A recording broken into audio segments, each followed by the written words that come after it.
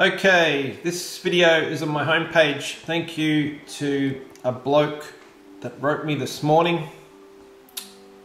Very big thank you. I wasn't aware of this. A guy called Stephen O'Brien.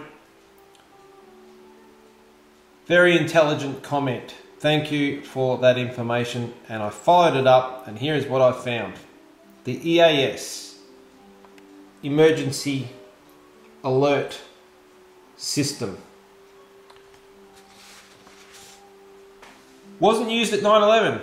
Let that video, this woman here on the left, read between the lines of what she is saying. This was set up. Now this is all on Wikipedia. You can read about it. You can see the dates that I've shown here are correct. Chuck it into date-to-date calculator and you'll find that it's also correct. Presidential Emergency Alert System. Founded 1st of January 1997. Wasn't used for 9/11, 5 years later. Presidential Alert System, Emergency Alert System wasn't used at 9/11. Why? First alert, November 9th, 2011. 10 years later, they do the first alert. So the thing's been in play for 15 years at this point, and it's only being tested nationally across the whole of America 15 years after.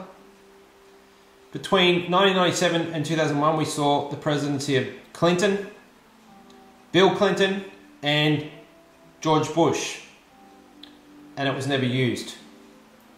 Anyway, we get to Obama and his presidency, first term, and they set it off. First alert, 480 weeks later, is Obama's third term. Second alert, there's the dates, 216 later, Trump's inauguration. Third alert, 216, fourth alert. Fourth alert to Obama's third term. Benjamin Netanyahu in Israel called Trump America's first acting president last year when Trump visited Israel. I've covered this in previous videos. Obama is the sitting president.